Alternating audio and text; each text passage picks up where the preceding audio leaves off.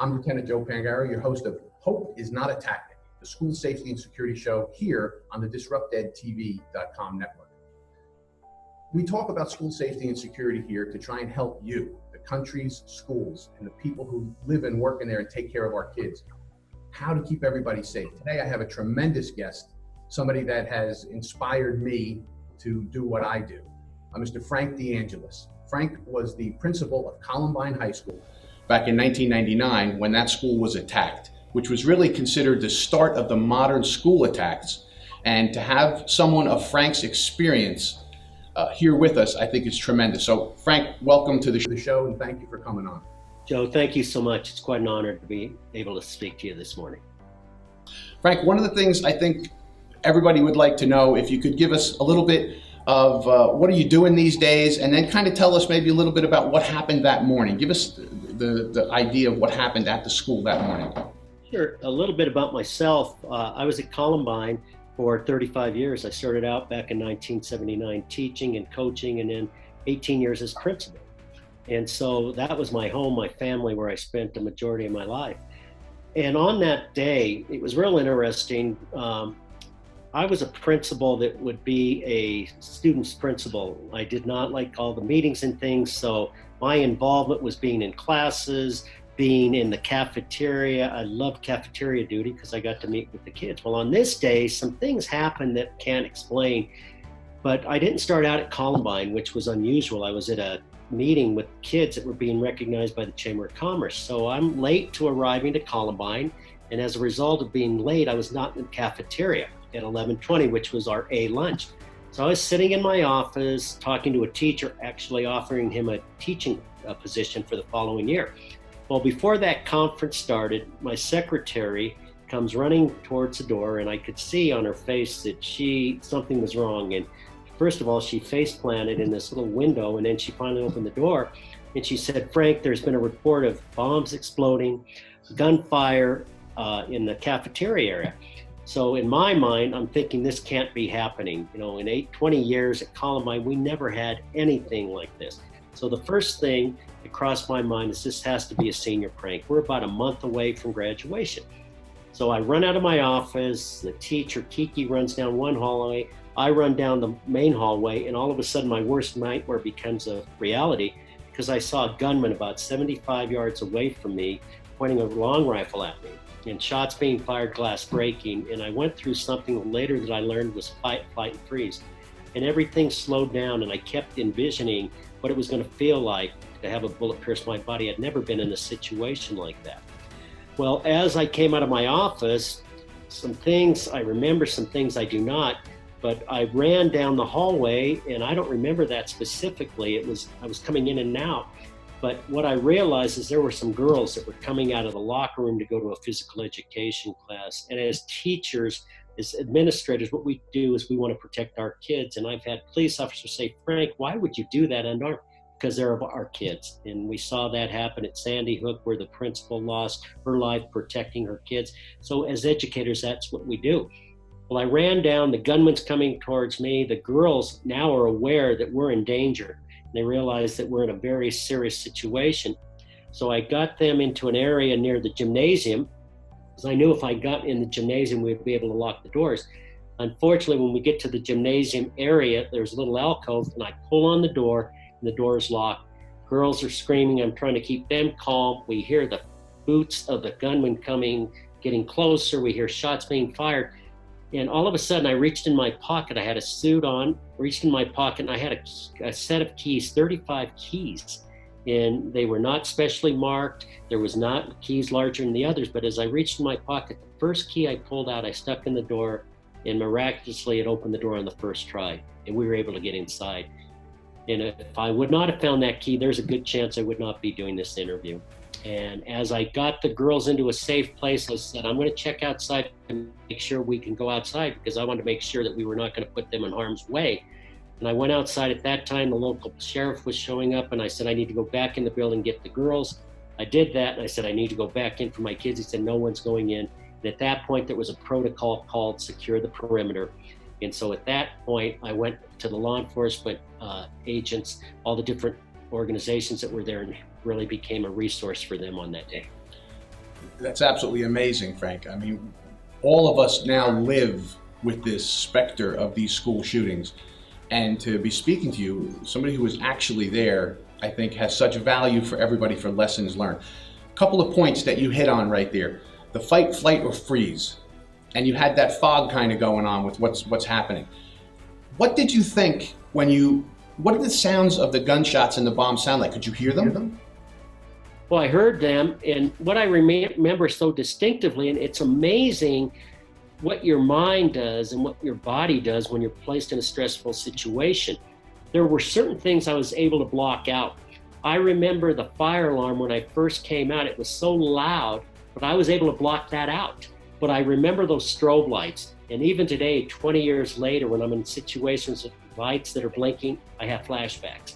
And I remember everything slowed down. It seems like I was going very calmly down, and actually I sprinted towards those kids, according to eyewitnesses.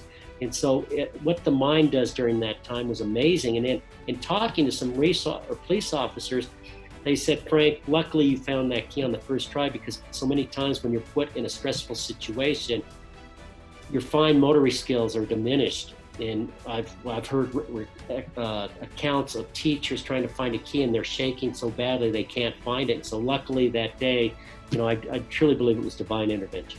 Well, I've heard you speak, and for anyone out there in the Hope Is Not a Tactic audience who ever have a chance to go hear Frank talk about the incident and how his school responded and what he did, go do it. It's amazing learning experience for all of us as we move forward. When you say you found just the right key, we've all seen those keychains that just have, the circle of keys all over them. And the fact that you managed to pick the right one at that right second, it has to be providence. I can't imagine that it's anything else. And you brought up another point. You said you wanted to go back in and save your kids. I did 27 years in law enforcement, and that's what cops do. We run in, we go into these kind of situations. Doesn't mean you're not scared, but you go anyway. That's your job. When I retired and I went to become a school security director, and I started working with all different school people, and I met principals, and every single one of them, I tell them, during a lockdown emergency, you have to lock down. And they all kind of shake their head, and I said, are you going to lock down? And they said, not if my kids are in danger. I'm going to go out there. Now, everyone should lock down, but I understand that feeling you have for your kids, that all these teachers and administrators have. It's absolutely an amazing thing to me, that love and that connection you have to your kids. So that's fantastic. Frank, if you could tell our audience, if you could speak to the administrators and teachers across the country, which you are, if you could give them 3 things that you would want them to know about violence in a school or shooting incident like this, something they need to know about, what would those 3 things be? Well, I think I'm going to start out by telling you something that I coined almost 20 years ago. When those shots were fired and in the direct aftermath, I realized that I became a member of a club that no one wants to join. And unfortunately, the membership continues to grow, but I'm not going to become hopeless and helpless. And so I think the 3 things that I learned from that day is we really believe that it happens in everyone else's community. It could never happen in ours. And if you would have told me it could have happened at Columbine High School, I would have said no way. I mean, I was a part of that community for 20 years. We had a high graduation rate, low dropout rate, all the signs of being one of the top-notch schools in the state of Colorado. And so when it happened, I was in disbelief, as so many. And I know when I go out and speak to others, they're saying, your school and your community is just like ours. And I truly believe there are people, even administrators, that feel that if we don't talk about it, then it's not going to happen there. And that's a disservice. Unfortunately, we need to plan. We call that the most dangerous statement anybody could ever make, whether it's a school or a business or religious facility. To say it'll never happen here is putting yourself in danger. Right. And I think the next thing that's so important is life has changed. When I started out at Columbine and up till Columbine, the only drills we did at Columbine High School were fire drills.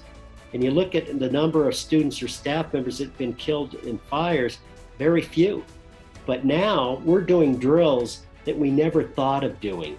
And I really believe there are people they're feeling a drill is just wing it. You can't do that. And I know people will say, well, we don't want to scare our kids. We're concerned about that. But at the same time, what I pose to parents and teachers, you tell our young kids, don't talk to a stranger. If someone wants you to get in a car, don't do it. And the kids do not freak out. Well, it's the same thing with these drills. And I think these drills are age appropriate, that we have come a long way, but we have to make sure we do them and do them seriously. And as administrators, I think it's important, the message that you share. If I was to get up in front of my staff and say, okay, this is being dictated to us by the district or by the state legislature, so, let's do it and get it over with. The message is these drills are not important. So one of the things what we did in our drills, because in the state of Colorado, state legislators mandated that we do 2 drills a year in addition to fire drills, but one drill was an evacuation and the second was some type of lockdown drill. And one of the things that we did originally when we did it, we still had teachers teaching, we had kids on their cell phones, they were not taking these drills seriously. So what we did is we worked in conjunction with local law enforcement, and they were at the school for the drills. We had our administrators there, and what we would do is go around classroom to classroom stating, this is what really worked well in this lockdown situation, this is things we need to improve on. You realize what could have happened if you would have conducted the drill in that manner in a live situation. And I think the other thing that's important during these drills is so many times we do it in an organized fashion. We do it during second period when kids are in class. But you also need to do these drills during passing period or during lunch hour to see how people respond. Absolutely. When we go out and we talk to different school personnel, what I see is, you said that there's a reluctance of fear. They don't want to scare the kids. Well, I think you're right. If you teach the kids are growing up with this. They are okay. It's the adults that are scared to death of these comments. One thing I tell everyone is don't use the word drill. Because if you say drill, people do exactly that. We videotape the drills when we do our threat assessments so that we can get a real picture to the administration of what went on during the drill. And you will see kids fooling around. You'll see teachers continuing to teach. They're not really hiding because they know it's a drill. And their comment to me is that, well, if we don't say drill, everybody will panic.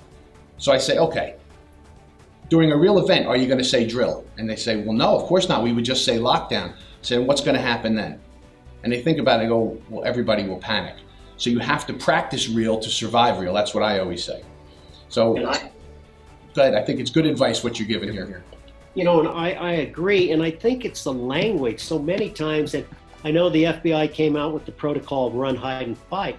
Well, a lot of times if you tell a teacher, especially an elementary school teacher, you need to fight, that's going to panic them. But if you change just the terminology, instead of fight, defend.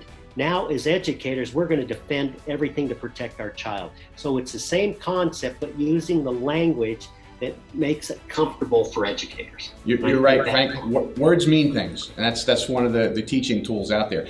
Now, one of the things we like to say is that there are multi-optional responses. Since the attack on your school, as these attacks happen, security evolves. We learn from each incident to figure out, well, what was missed in that one? What could we do for the next one?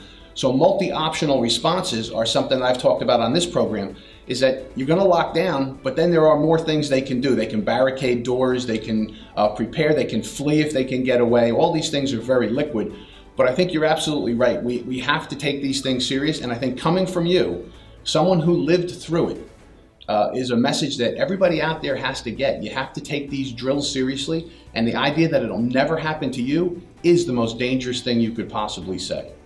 So Frank, I want to thank you very much for being on here today, but I'm going to ask you something else if you don't mind. If you got another minute for me. When I heard you speak, it was amazing. You talked a little bit about the aftermath. So we're probably going to go a little longer here than we normally would. Could you tell us a little about the aftermath in the community after this tragedy? Something I learned early on, and I share this with the communities that have gone through similar situations, it's a marathon and not a sprint. And people felt there's going to be a day in which you wake up that it's going to get back to normal. It may be after the 1-year anniversary, after the last class graduated that was in the building, but we had to redefine what normal is. And I think the one lesson that I learned is everyone deals with things differently. There was 2,000 kids there, 150 staff members, and there were people in the aftermath that wanted to continually talk about it, journal, continually do about it. We had other people that said the sooner I get back to doing what I was doing on that day and not talking about it, that's going to help me heal. And then you had some people in between. So an important lesson for me is we could agree to disagree, and everyone heals differently. And so what I tried to do as an administrator to meet the needs of students, parents, staff members, and even community members is I had to be flexible and do the best I could to provide as many options as possible to help us all heal as we started that road to recovery. I think that's excellent advice, and I think you were very good for your community. Everything I've read about and heard about and meeting you personally, that community was lucky that they had you. You were lucky that you have that community in the midst of this terrible, terrible tragedy. So the last question I have for you. One of the things that I do, is threat assessments. I go around and I assess schools and I try and help them to find their gaps in security and help them tighten that stuff up.